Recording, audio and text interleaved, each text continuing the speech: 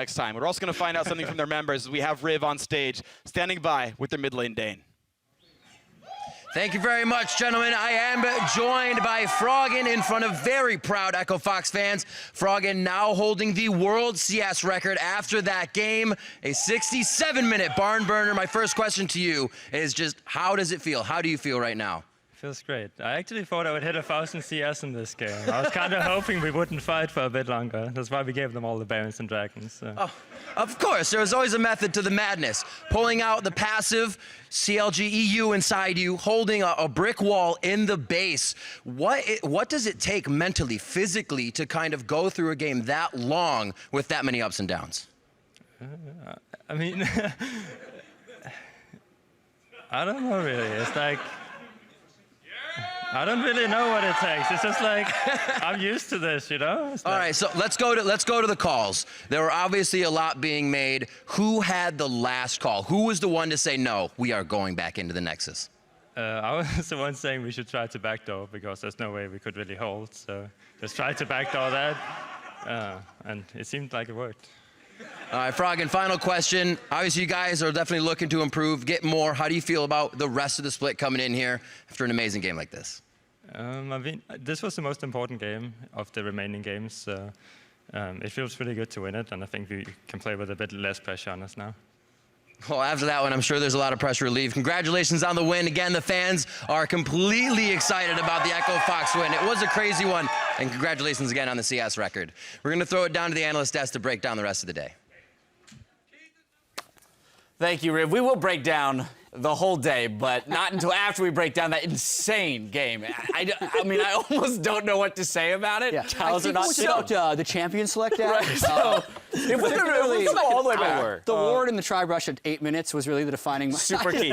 So, okay, but before we try and analyze anything, let's just take a look at the final play of the game. Keith and Big going for a big play, flashing into the base to end. Great. We're going to get that up. Let's just watch. I mean, if anything, let's just watch it. I don't know if you have anything to say about it analytically. Well, Hard's there, too. Right. Hard does make his way into the base as well. They couldn't have defended. They would have lost all 3 inhibitors, so they just go for it. And the backdoor bonus on this turret makes it so hard to kill. I thought for sure Keith was just dead, but he has the GA, so he's able to revive. They finish the turn, and then Hard just shows up out of nowhere. Like, we had no idea he was even in the map right now. No, right? He actually just flat dies. Yeah. So it's two people there, and then they're like, okay, well, we gotta get the Nidalee, and then the peel, and then he delays them from getting to Hard, and then they have to take that extra second to get there. I think the Pulverize hit 3 people, which was like bought a little bit of time. Yes. But then all those people got distance created between them and Hard, so they had to go towards Hard, and Big's just ending the game. Big's like, oh, okay, I guess I'll just hit the Nexus. It was kind of like, it was just, I mean, such a wild end. And I mean, you saw it there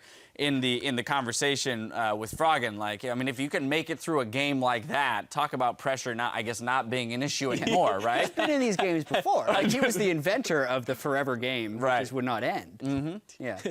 Feels great. Yeah, oh, that was the nonchalant. So, yeah, it feels great. We have to mention, of course, that Froggen did come away with the worldwide CS record. Now, in the spectator client that you saw at home, there was an error. It was counting chained barrels. And so the actual number is 764, but still very much a world record over that 726 number. Not only that, Keith as well broke the world record at 738. So now we've got the 2 highest CS games in the same game. If there's a takeaway right here, like this will cause some controversy, right? Spectator bugs in the client, unofficial count. We need to recount the CS at some point. Should Zerat portal minions count? I don't think so, but they were counting today. So I guess that's all that matters. Well, there you have it. There you have it. Now, we've had a good time following Rick Fox and his tweet for his team. Here is his reaction to that game. We're going to throw it up on the screen right now. Epic, come from behind. Where are the hashtags? That's very right. Yeah, we're all without hashtags. Oh, no. He was too excited to include the seriously, hashtags. I do not know how you don't tweet about this game. Right. Like, with the way it ends. There was so much to say. I mean, all of us were back here screaming at the telestrator because we watched the game on the telestrator. We literally said we were all screaming for like the last 15 minutes. And then, of course, as soon as the game ended, we're like, oh, my God, we have things to say about this. Well, it's funny because we're always looking ahead, too. So we're like, oh, no, they can't do this. Or no, they can't do that. Or they're going to win. What are they doing? And then it just defies all expectations. And it was incredible to watch that. It depends at what point in the game, too, because we were like 40 minutes into this when we were just like, Oh, it's so slow with this game No ever. And then by the end of it, just like all of our energy is back. Do you remember Kobe's like, you feel the tension building up? Yeah. Yes. All right, let's humor me. Let's see if we can make one piece of commentary on the game in an analytical fashion. For sure.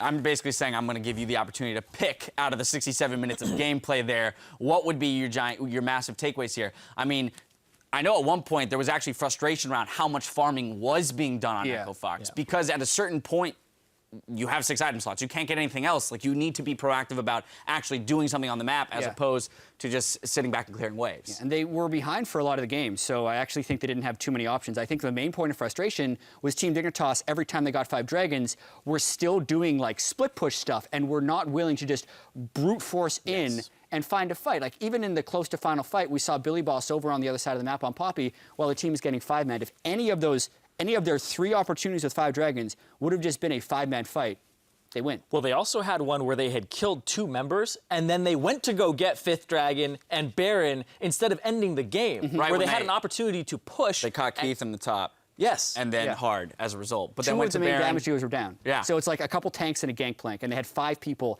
and a dead inhibitor, so they would have had super minions in. Again, the game could have been over. But, you know, that's how That's what happens. I mean, you get caught up in the moment, and that's where that pressure that Riv was talking about can definitely come into play. I mean, it's a high-pressure game. It can turn on a dime, as we saw in that game. So that's where some of the hesitation in ending the game may have come from on Dignitas' side. All in all, a ridiculously exciting game there. After a full day of games, let's see how the teams are stacked up. The top 3 teams have all secured playoff berths and includes Immortals having secured first place with the CLG loss earlier today. Cloud9 and CLG are still tied for second place, so they're going to have to battle that one out. TSM is in 4th place, followed by Liquid and Energy in 5th and 6th. Echo Fox has taken sole possession of 7th with their win and is followed in the standings by Team Impulse and Dignitas. And bringing up the rear is Renegades, who are guaranteed to play in the promotion tournament. Now, some things have been decided in the top part of the bracket, but I think what is more exciting is the result of this game. Now 6-9, only 1 game back of Energy is Echo Fox. Yeah. I definitely think that Echo Fox are in basically striking distance of Energy. Energy have an incredibly hard schedule for the remaining 3 games, and Echo Fox actually have some games that they should be winning. They do play Renegades, and Renegades in their current form, maybe they're looking better to contest Echo Fox, but that might be the game that gets them on that Energy level and forces them into playoffs with a tiebreaker. It's not unrealistic that Energy loses out their games. Now, Echo Fox does have to play CLG and Cloud9 in their next 2, but then they end on that Renegades game. If they win that one, they at least force the tiebreaker with Energy for that final playoff spot. So things are definitely shaping up to look exciting. And I want to talk about something else, because Immortals have secured the first seed, and they will be in Vegas no matter what, whether it's 3rd place match or finals. And this makes all of the seeding for those 4 through 6 spots even more important because of the way that playoffs are now with seeding after the first round. So you want to get as high as you possibly can now and not just get those middle seeds and play each other. Avoid Immortals, avoid Immortals, avoid Immortals. As much as you can. At all costs. True words have never been spoken. Well, we may be finished for today, but we'll be back tomorrow for another full day of League of Legends action, starting with Cloud9 versus Team Impulse. Later in the day, TSM will go up against Renegades, followed by Team Dignitas versus Immortals. And finally, Echo Fox will close out the day against Counterlogic Gaming. But, of course, Game 2 is our match of the week as Energy Esports and Liquid battle for a shot at playoffs. And again, feeds into this kind of 6th place, 5th place battle here. I mean, Huge game for Energy. Huge game for Energy. Yeah. Liquid looking a lot cleaner today, so I would imagine, I mean, they did surpass them in the standings today, but they would have to be considered pretty sizable favorites in that matchup based on the way these teams have been playing recently. Yeah, and this is Energy's easiest game remaining based on where they are in the standings. So if Energy don't win this, then they definitely have to have taking somebody above them and being like, okay, well, now we're playing at this level and we're showing that we are a playoff team, because Echo Fox might catch them. And then Liquid on the other side, though, Liquid are now showing a little bit of the form that I expected them to have when they brought on Dardoch and Matt, and they had adjusted after a few weeks. So now they're looking like they might be actually looking at TSM above them to try and get much higher in the standings. All right. Well, there you have it. We set records today, CS records, as well as had just some mind-blowing games. But for myself, the casters, and the entire live broadcast crew, got to thank you for watching, and we'll see you tomorrow. Oh, my God. So much fun. We're still on. Cows are not chicken.